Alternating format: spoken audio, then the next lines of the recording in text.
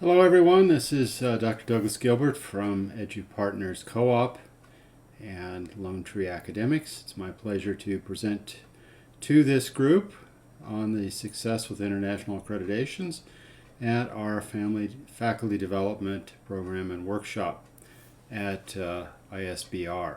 So let me get started with my presentation and we'll see where we go from there. So the title of the presentation is Selecting an Accreditor Using Elements of Excellence.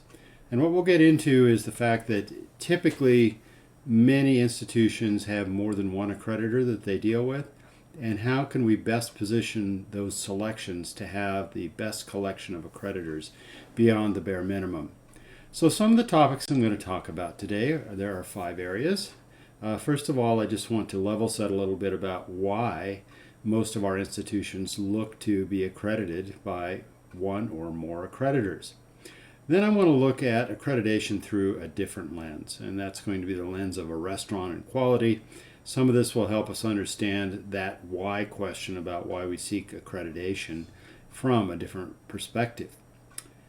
Then I want to talk about some of the illusions that are put out there by accreditors and how we get past them to really get towards some real ideas of quality, which gets us to the idea of 5 elements.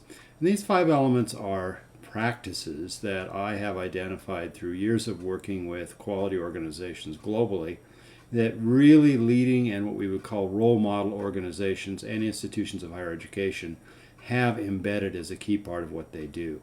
Last but not least, we'll look at a quick way for how we can evaluate accreditors using the 5 elements.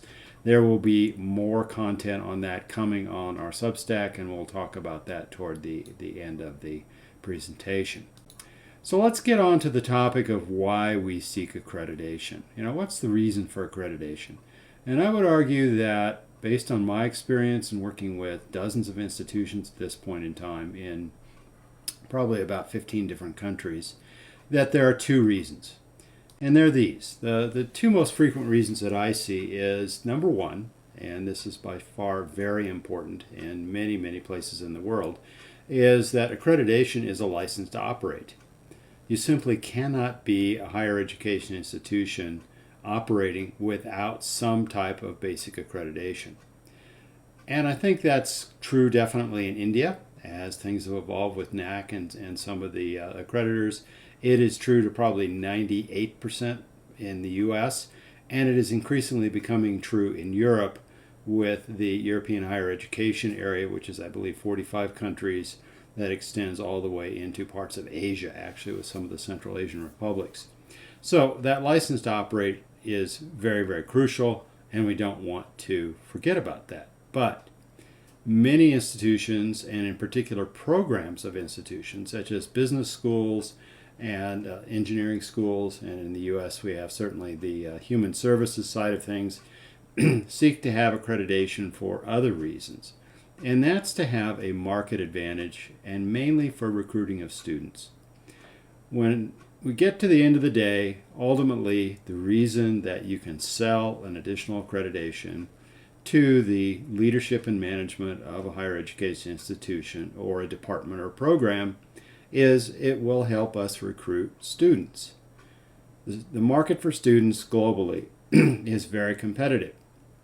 I know in India you have a high number of, for example, business schools competing for a number of students, which is still to a certain extent growing, but not necessarily growing at a rate that would make it easy to recruit. We have other markets such as parts of the U.S. where the student population is actually declining. So we're trying to get more students in a declining market. And China, similar type of thing, although China has not yet fully embraced accreditation. But we're seeing this market advantage as one of the key reasons that we would do something to try and go beyond that license to operate. Now there's a problem with this, and the problem is what we call the second order challenge. And in this slide I'm going to try and explain what we mean by that second order challenge. And what happens is it sets itself up like this. A single accreditation, so typically that license to operate, and sometimes even the basic or first accreditation for a program, say a business school or an engineering school or something like that, is simply not enough when you are operating in a very competitive market to try and get students. That said, what we typically do is say, let's go for multiple accreditations. There is this idea out there of the triple crown, of trying to have 3 of the top accreditations. That varies a little bit by region, but it is typically in the business sector, 1 of 3, and those 3 will be presented at this conference as well. And they are competitive in a way, but they're not competitive in a way. But we see that we go for these additional accreditations. But the benefits are not so easy. And the reason is, and this is a long quote which has been somewhat changed, and I'm sure we're changing it, from Warren Buffett almost 20 years ago. And I've applied what he said about companies' investment strategies to institutions' accreditation strategies or decisions. And so we do this, we say, okay, we need to have a triple crown. That seems very effective and rational. No question about that. We need to differentiate our program from other programs. But what happens over time as more and more institutions develop this triple crown approach or multiple accreditation approach is that everybody has that. It's no longer a differentiator. So what do we do next? Do we go from 3 to 4 to 5 to 6 to 7 accreditations? Do we do maybe 4 different ISO certifications? There's different ways to go down that route. But the problem is each of those decisions or actions starts to have a diminishing return. And Warren Buffett quotes a well-known economist from early in the 20th century, Joan Robinson, and talks about this is what happens when everybody watching a parade decides he or she can see a little bit better by standing on tiptoes. So if we all stand on our tiptoes, we don't see any better. So that's this idea of what is called the second order challenge. We do an accreditation, we do a specialized accreditation, we do the second specialized accreditation, maybe the third, the fourth, and then what we suddenly find is that no longer we have that advantage that we used to have. It dissipates. So it gets to be a game which has this second order challenge, which has declining returns. And what I'm going to talk about in the rest of the presentation is how we get beyond that with these 5 areas or 5 elements, or what were previously called 5 disciplines, that I see leading organizations do. Before we do that, I want to talk about how we might look at quality, simply to level set a little bit in that realm, what's out there. And I'm going to do that by looking through a different lens. And that different lens is the idea of a restaurant. And so what I've shown you here is one of my favorite restaurants. It's actually located in eastern France, called Le Crocodile. I've known the chef, and that chef used to participate in many things in a business program where I was teaching. So I learned a little bit about his business and how he differentiates himself, how he managed to be the first Michelin star, I believe, in that particular part of France, and what it takes. So let's think about what we might use to select a high-end restaurant.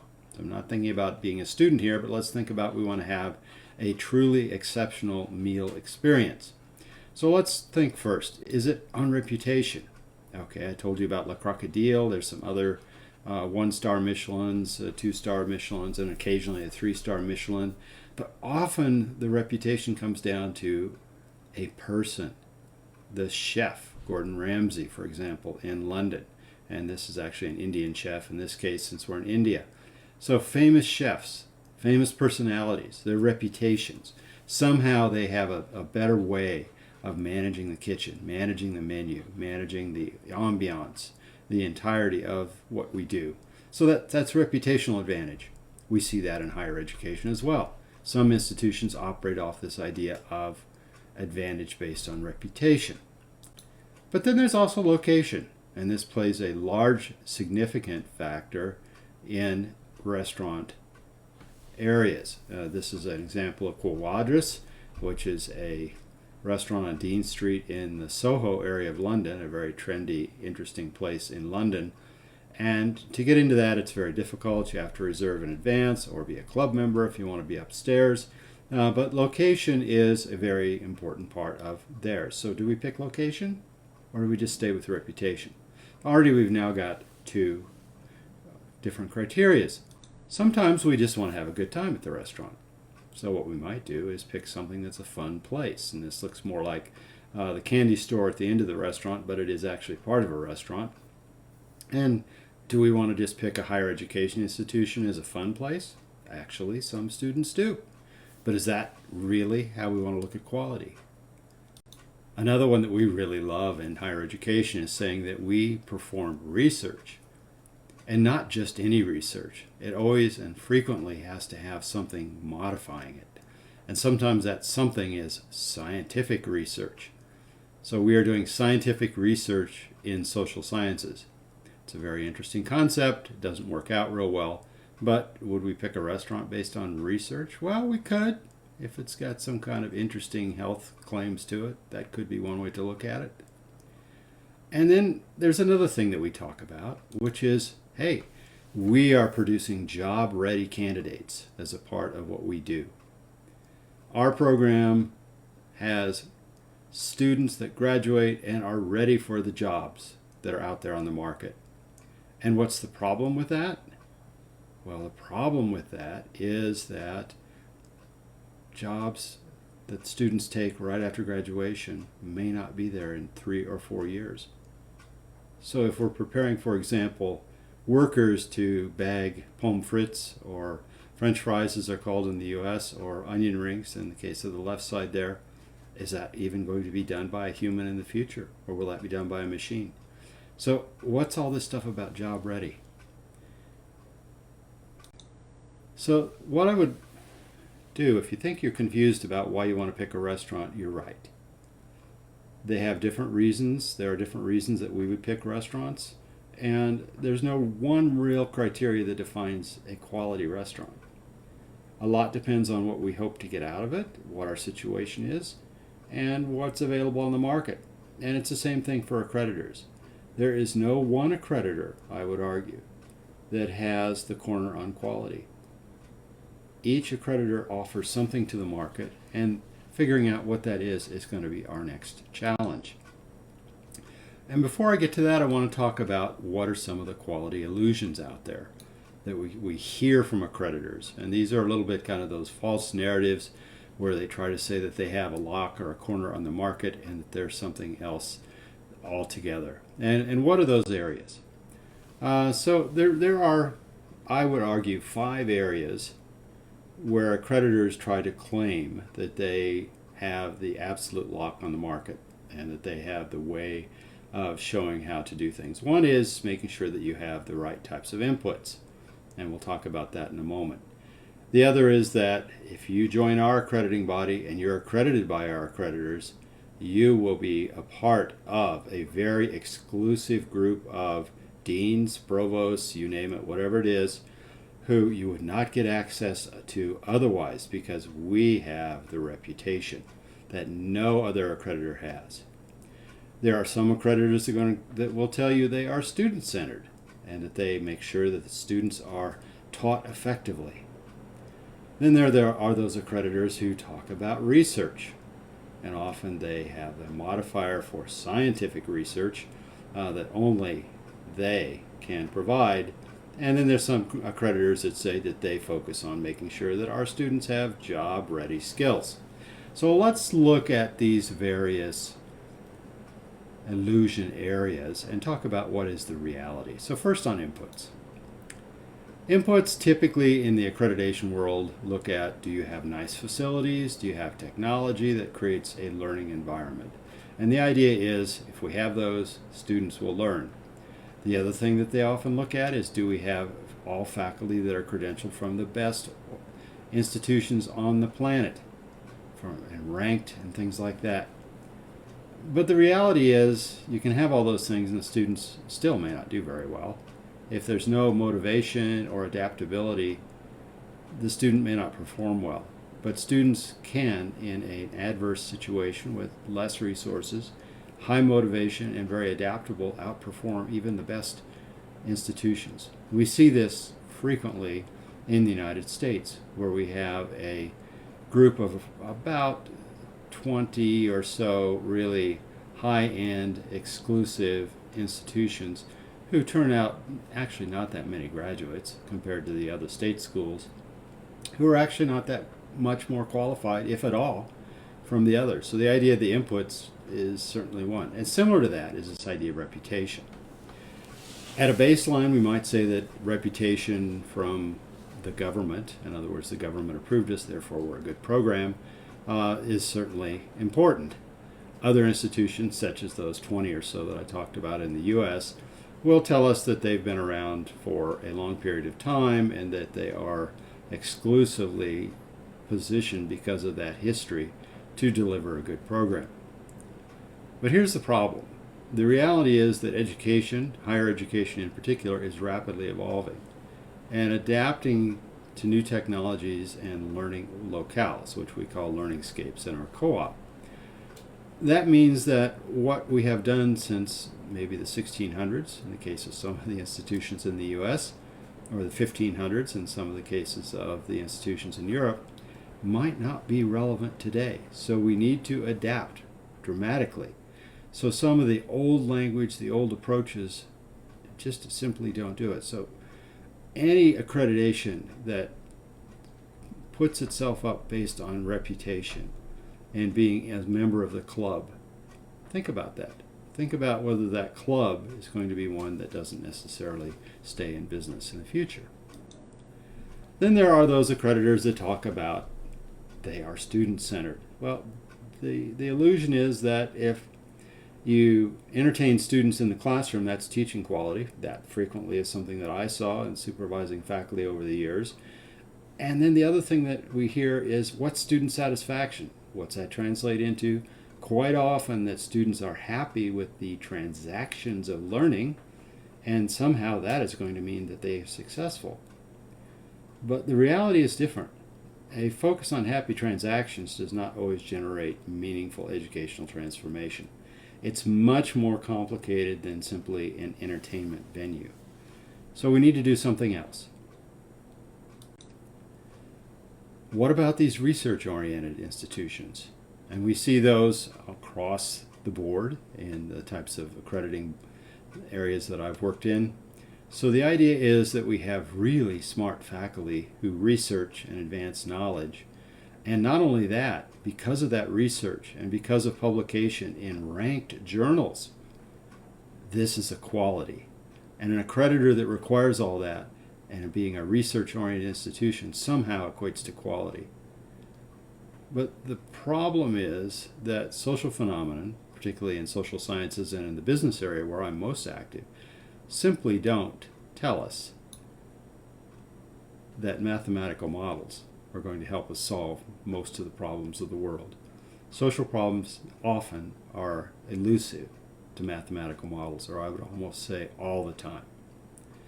Okay, well then we come down to our pommes frites or our french fries people, saying that, you know what we do best?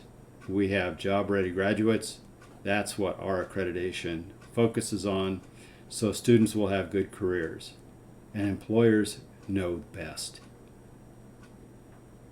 Is it a mystery to any of us that many of those employers go out of business with a regular time?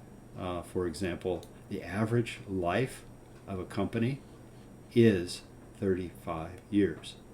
So an old company might be 25 years before it gets taken over, dissolved, or changed.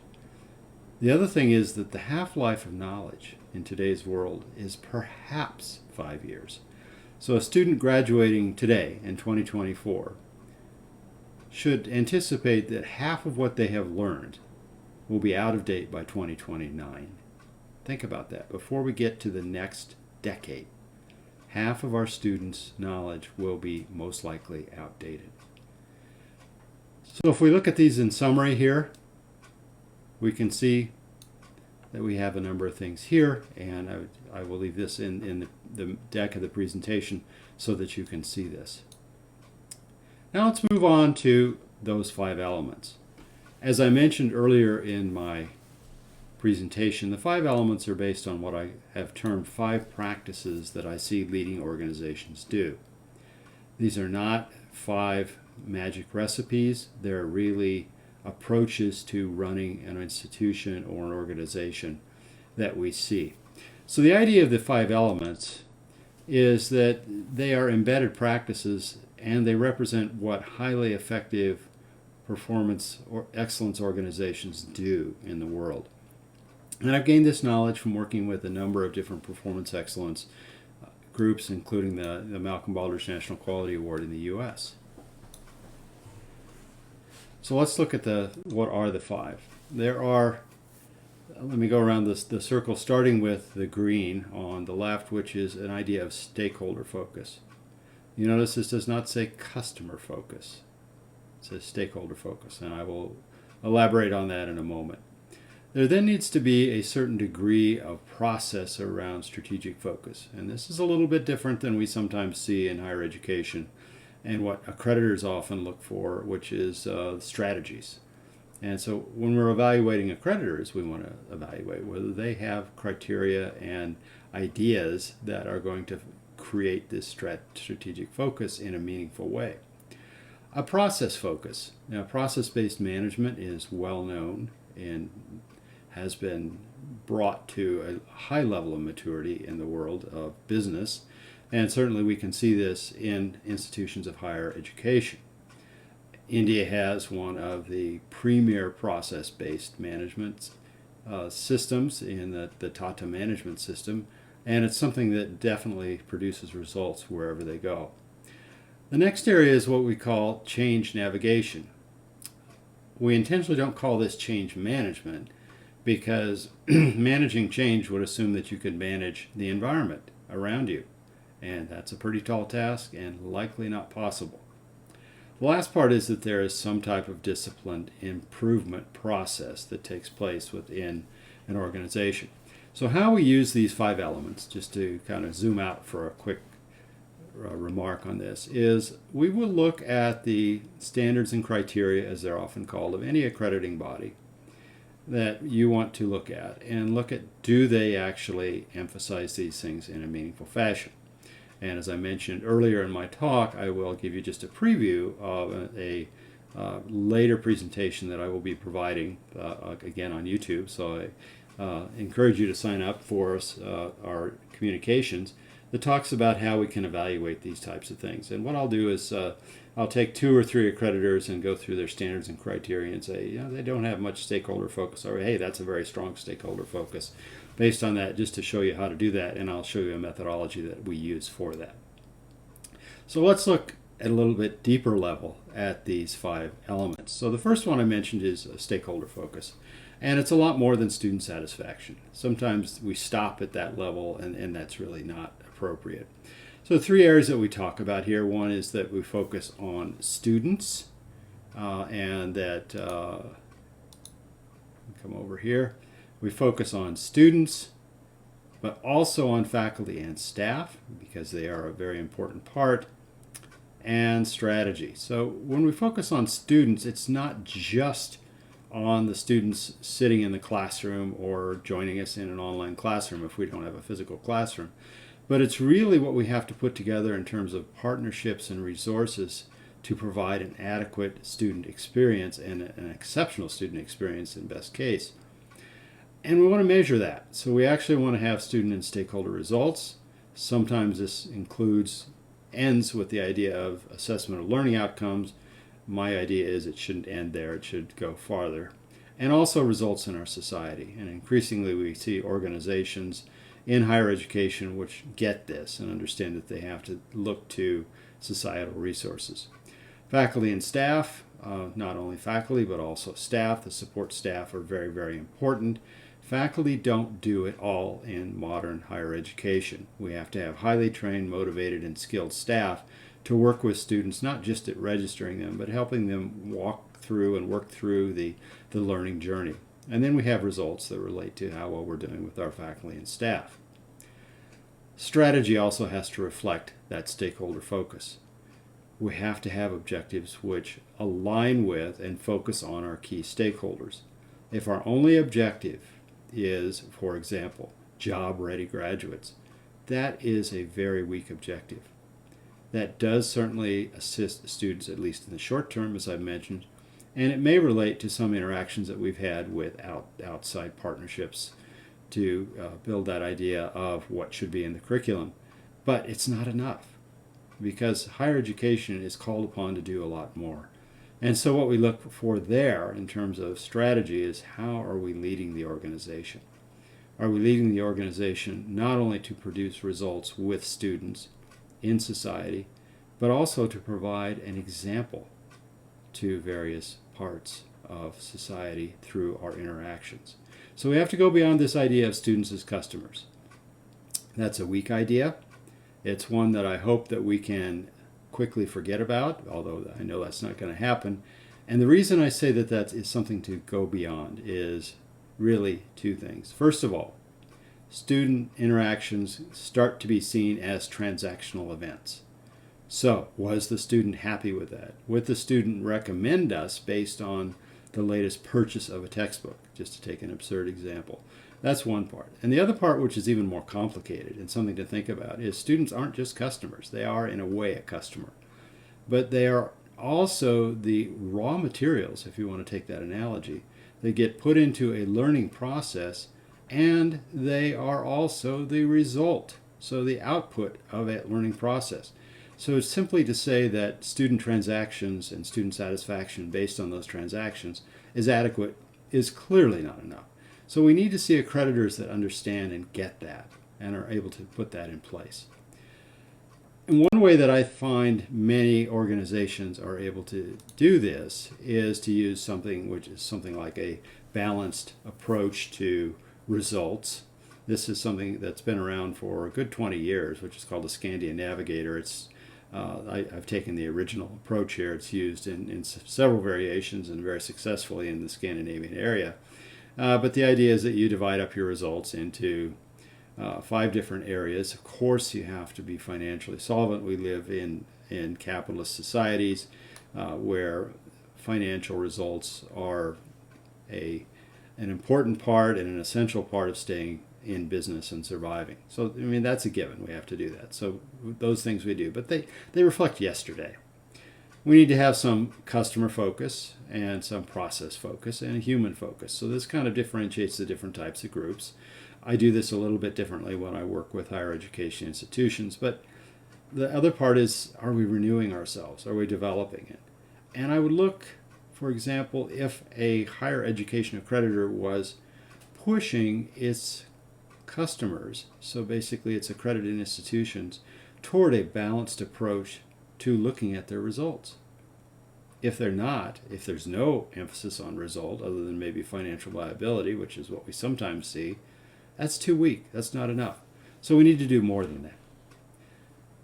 Okay, well, let's move on to the second of those areas, which is strategic focus. And really, within strategic focus, it's not just writing a strategy. And I see this sometimes as just being a laundry list or a to-do list that organizations write, that they're going to do certain things by a certain date, particularly higher education institutions. There's more to it than that. There is that strategic planning part, which is over on the left, and you can see that we need to definitely have that framework. But we have to run the business based on the strategy, or run the institution based on the strategy. And we also have to change it. So how do we do that?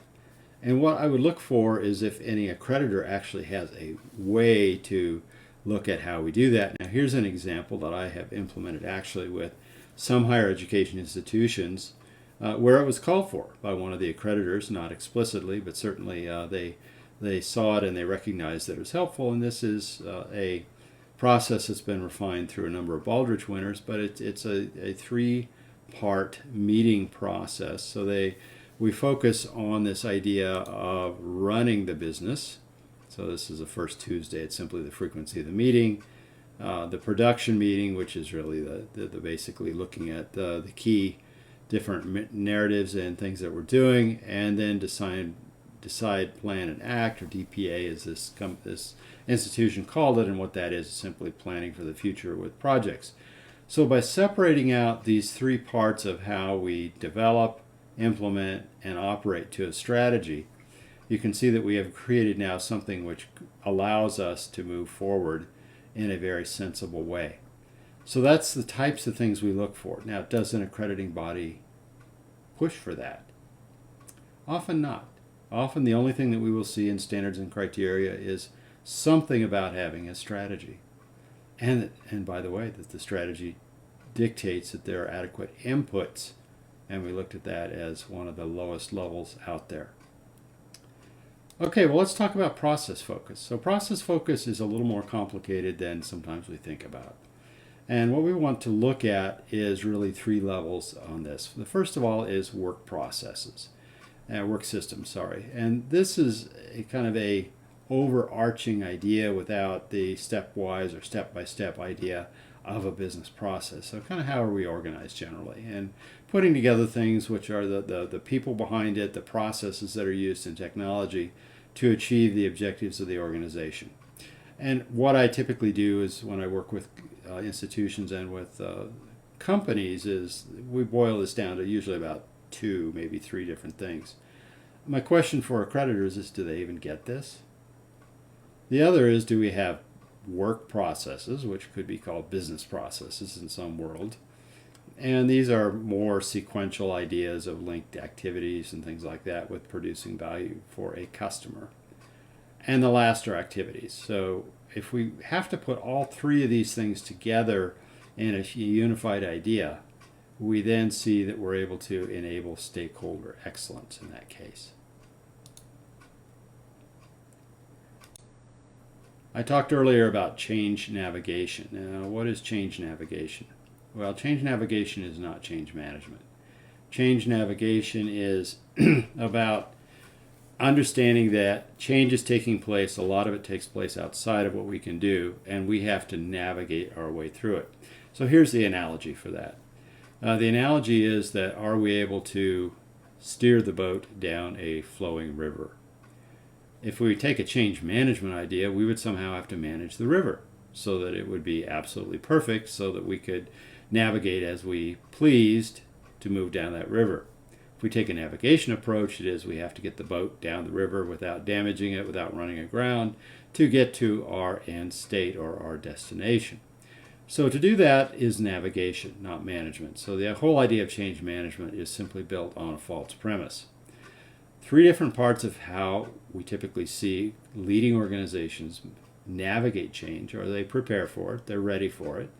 And this is a process of building awareness, the desire for change, and having the skill sets in-house to be able to manage it. None of those are small tasks.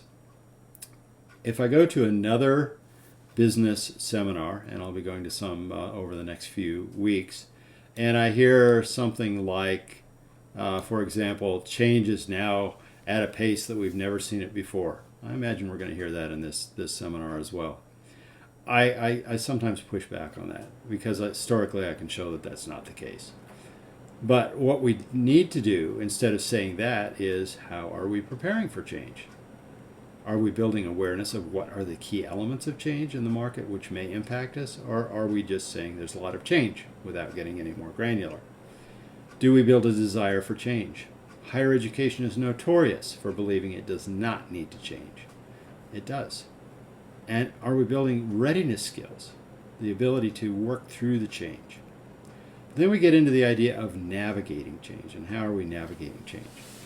Well, there's some processes that we use in that, and the management areas are we communicate well, we have sponsors, we do coaching, we manage the inevitable pushback and resistance that we have, and we train people to do better. And then last and probably most important is that we reinforce change. After change has happened, there's a natural tendency to slide back to what we know, very, very common in higher education as well, and navigating change. So the question that we have for an accrediting body is, do they even address this? Do they look at how we deal with change? My guess is probably sometimes, but really not meaningfully. Okay, well, let's move on to the next area, which is this idea of performance improvement. And this has been given a boost recently by ISO 21001. So if we don't know what ISO 21001 is, I would certainly love it if you read my article on it and how it relates to accreditation. But I'll give you a quick overview on that. So ISO 21001 is one of the earlier standards. It's been around, I think, since 2018, if I remember right. And it will be up for review soon, so it'll be reissued. It's one of about 5 or 6 standards that were developed to talk about how you can improve quality in higher education. Not to be confused with ISO 9000. It's similar, but it's very specific to higher education. And ISO 21001 is built on this idea of performance improvement, and specifically, like many of the management standards for ISO, it's built on the PDCA cycle, which you can see on the left there. And what we need to see to make this sensible is, do accrediting bodies actually ask for a disciplined approach to performance improvement? I've seen many that talk about continuous quality improvement. That is, at least in the U.S. institutional accreditors, that is the buzzword, CQI. They love to talk about that. What they never talk about is how you get there and what we need to have, and how we need to have a discipline of performance improvement that goes through the organization. So it's very easy to succeed in that criteria with the institutional accreditors because they simply don't provide much detail on it. So first of all, we look for, is there a systematic approach? So do we figure out what we have to improve, how we have to improve things? Not everything needs to have the same approach. Is it rigorous? Is it data-based? Are we being consistent across the organization? And most importantly, do we use it everywhere? Or is it just used in admissions? Or is it just used in maybe teaching and something like that? So the appropriate rigor and the consistency approach are very key challenges to making this happen. So this slide is a summary of what we've just talked about and what are some of the core practices. I'm not going to spend a lot of time on that in today's presentation, but I would invite you to take a look at this as we upload the slides. So last part, which is more a preview of a future presentation, is to talk a little bit about how we might evaluate accreditors using the 5 elements. And what I've done in this slide is just done a very simple stoplight approach, which is red, green, yellow in that sense, of evaluating accreditors for whether they embrace and incorporate these 5 elements in their standards and criteria. And first of all, we look at whether they actually look at stakeholder centricity or stakeholder focus, strategy focus, process focus, change navigation, and performance improvement. And as I mentioned, I will be offering a future seminar on that where we'll talk about that, and I will try to go through 2 or 3 accreditors which are common in your area that we talk about for this seminar, and look at what elements of stakeholder centricity or stakeholder focus do they have? What strategy focus do they have? This is a little bit different than just giving you their standards and criteria in a book. And that, by the way, is very important. It's something that has been done in India for years, and it's stellar that it's done. But actually now looking at how are they embracing these 5 elements, or what we call the 5 disciplines of highly effective and role model organizations in the business sense. Is it in the standards? Is it missing? Does it need a little bit more work? And I'm going to talk that through with a process maturity model, which is in use in many of the quality areas, and do a deep dive into those standards. So those are going to be 1 or more upcoming seminars that I will offer in the near future, and we'll put that out on our Substack blog. Which brings me to my last slide, which is thank you very much for your attention today. I am happy to indicate that we're doing this on behalf of and in partnership with EduPartners Co-op, which is a new cooperative of higher education, learning and development, and facilitator specialists that seek to improve the way that we teach, learn, and manage those areas in the education, learning, and facilitation spaces.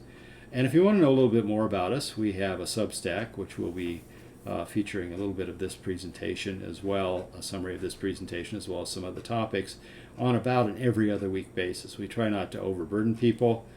We have been taking an approach as we've built the co-op of instead of building a co-op and hoping that people will join it, actually reaching out to various stakeholders and asking, what would you like to see? And so we're actually building to what they want rather than building something and hope they come. So it's gone a little slower than we wanted, but I think it would be very much worth it. Feel free to go to that URL, edupartners.news, and it will take you to the Substack where you can sign up, and then you will get a notification that we have a new Substack coming. And definitely hope to see you there. And I'm looking forward to a robust discussion in a live session. So thank you very much for your time. And I hope that if you're watching this on video, please feel free to jump into the comments section on YouTube and provide me with any comments. I do read all the comments, and I will provide a response to those comments. Have a great rest of the day, and thank you so much for your attention.